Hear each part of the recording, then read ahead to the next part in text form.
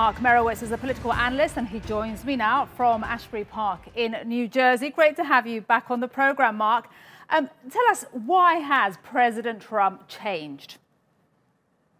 Well, either he's had a political epiphany or he reassessed his presidency, or someone came and told him that he's really at the precipice of his presidency. He could lose his presidency unless he does something about this. So he's shifted his political tone. We've seen his ability to do that in the past. He maintains his position to the base and makes sure he's solid with the base, because he says the mask is equivalent to patriotism. So he's trying to have the base come on board. He doesn't want to do national mandates on masks.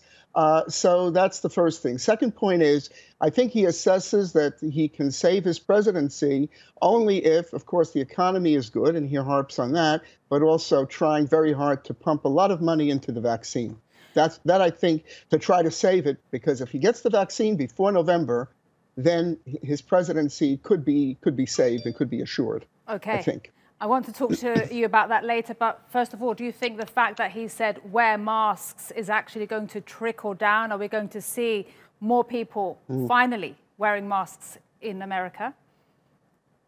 Maybe yes, maybe no. I mean, they're going to want to see the president wearing the mask because he's the standard bearer of the base. He's doing that more and more. But at the same time, they have really sidelined Dr. Fauci, which I think we've spoken about before. There was one of the White House advisors tweeted calling him Dr. Fawcett because he's made all these mistakes. But I think the president is kind of being very smart about that, in the sense that he's saying he likes Anthony and he listens to him, but at the same time, he got a lot of things wrong. So the sidelining of Dr. Fauci, that his base, I guess, likes to hear that, but at the same time, trying to push forward on encouraging people to wear masks. Clearly, I think the scientists believe that wearing masks, distancing, and washing hands are the three things that people can do that will help to prevent the spread of the virus. So again, he's a political calculation, and it could work. And I think the base might follow it, might not. It's unlikely. I think the governors are the ones that are going to make the mandates, not the president. The president's not going to do it, but the governors will do it, for sure. Now, Mark, I always like to ask you about your predictions for the presidential election. Where do you see it now, 6 months, roughly 6 months into the pandemic, Donald Trump and his likelihood of actually winning in November?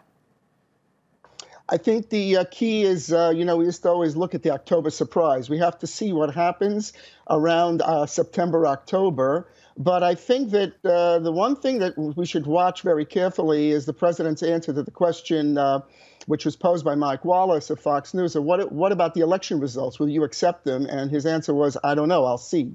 So I think that America might be in for a very rocky situation. The mail results, we know, for example, in Pennsylvania, mail-in ballots are not counted by law until 8 p.m. on Election Day. Do you realize what this means across the United States, a country of this size, where we're counting mail ballots and the confusion that could engender? So first of all, he needs the October surprise. He needs some big development, good economy, and maybe promising vaccine or imminent vaccine. And at the same time, the election itself is going to be turbulent. And I don't know how they're going to maintain the election, which we've talked about before. So my prediction is a lot of confusion and chaos, and hopefully not a continued downtrend in the virus and development in the virus. That would be absolutely catastrophic. So that could happen as well. He's got to turn that around, or he has no chance at all. All right, Mark, always great to get your predictions. Mark Meirowitz, political analyst, joining us from New Jersey. Thank you so much.